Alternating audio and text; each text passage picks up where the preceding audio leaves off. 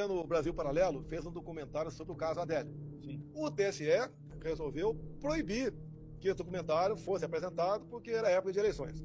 Mas deixo claro, por 5 anos, inclusive durante as eleições, eu apanhei como um possível mandante da morte da vereadora Marielle aqui no Rio de Janeiro. Então, obviamente, ao TSE impedir um documentário sobre o caso Adélio, aquele que me esfaqueou no dia meia dúzia de setembro de 2018 em Juiz de Fora, e nada fez no tocante a continuar me massacrando também durante a campanha como possível mandante do caso Adélio. Agora, o caso Adélio, rapidamente, acho que o Carlos sabe muito sobre isso aqui, ninguém vai trazer fato novo aqui. Todo mundo sabe, né, que a Marielle foi assassinada, algo brutal, a gente obviamente abomina isso aí, foi em 14 de março de 2018, e um possível executor morava no meu condomínio, que tem 150 casas. Então, um possível executor.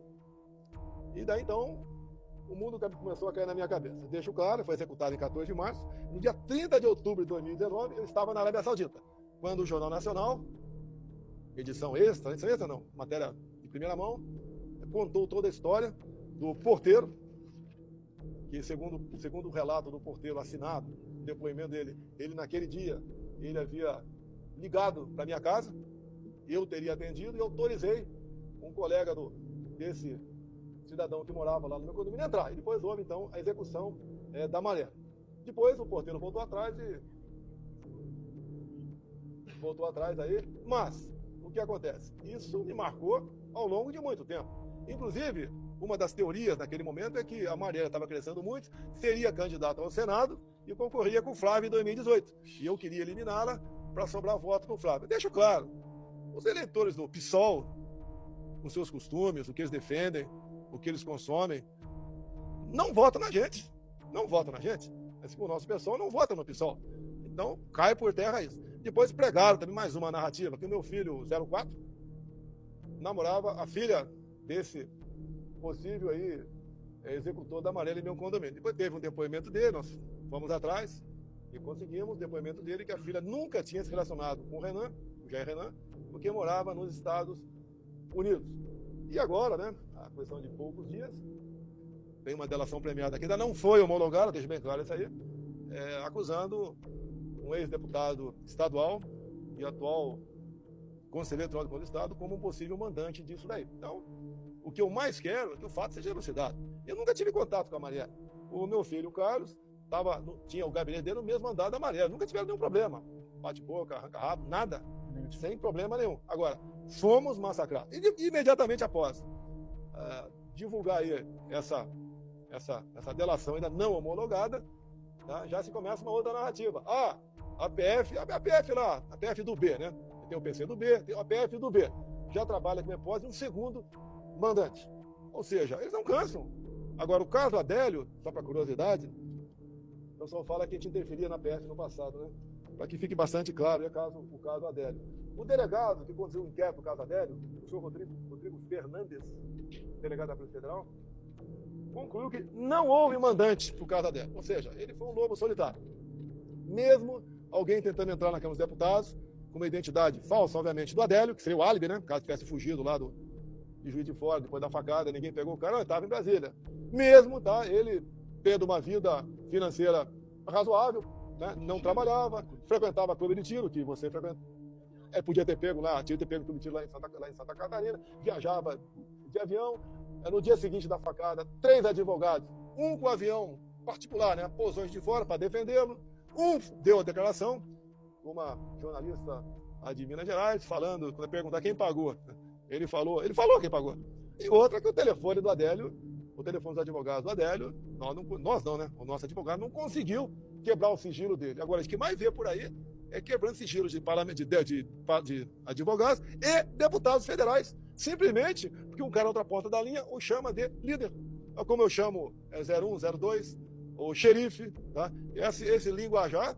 Se você, porventura, tem esse linguajar com um colega, você não sabe direito da vida particular dele. Vai que ele tem um problema. Acontece. Mas esse cara tem um problema. Eu pego o telefone dele, troca de zap. Chefe, 01, xerife, você vai estar nesse boletim de ocorrência com toda certeza. Só para frisar mais um fato que o senhor não comentou, esse porteiro continua sendo o porteiro do do condomínio lá de onde eu moro, que o senhor morava. Nós nunca fizemos nenhum tipo de reclamação formal. Capa da Veja. Capa da Veja com ele aqui, continua no mesmo local. A minha relação com a Marielle sempre foi de forma muito amistosa. A imprensa divulga hoje de uma maneira extremamente suja a minha relação com ela, de forma totalmente mentirosa. Eu tinha uma relação amistosa com ela. Alegaram num determinado momento que eu tive uma discussão com ela no corredor, e por um acaso, não foi com ela que foi a discussão, foi com o assessor dela, estava dando uma entrevista, quando eu passei, ele me cutucou, me chamou de fascista. E ela saiu do gabinete dela, ela viu que estava havendo a discussão ali, porque eu não fiquei satisfeito com aquela qualificação, é óbvio, e quis ficar a par do que estava acontecendo. É lógico que os ânimos ali esquentaram, mas ela foi, inclusive, uma das pessoas que apartaram a discussão, que ela nem fazia parte. Isso a imprensa não coloca dessa maneira, coloca como se eu tivesse brigado com ela. E, curiosamente, a Câmara dos Vereadores não tinha a câmera ligada no corredor naquele dia, quando foi pedido pela polícia. E outro fato, presidente, a ex-esposa dela, já está com... A esposa dela tem outra acompanhante, tem outro par hoje em dia, ela ocupa o gabinete que é do lado da porta do meu gabinete. Então, por lógica aqui, por bom senso, alguém de bom senso acredita realmente que se um de nós, de nossa família, tivesse feito alguma maldade com a Marielle, aceitaria a colocação do gabinete do lado da porta do meu? Obviamente que não. Então são fatos fáceis, simples averiguações, em que desmentem diversas colocações e que nos colocam sempre em situações desfavoráveis perante a massificação da mentira da imprensa, que lamentavelmente pode acontecer de maneira mais forte ainda se essa possibilidade de legislação de censura avançar no Brasil. Também deixa claro também que, após aí a delação, onde apontou para esse conselheiro do Tribunal de Contas, já vi o Thales Faria, não sei que imprensa que ele é, uma entrevista, ele entrevistando o Domingos Brazão, que é irmão do Chiquinho Brazão, falou que o Domingos que eu havia dado passaporte diplomático para Chiquinho Brazão, que é deputado federal. Como se tivesse ali uma relação de amizade entre nós. Não existe. Poderia ter tido, não sei, mas nunca teve essa oportunidade.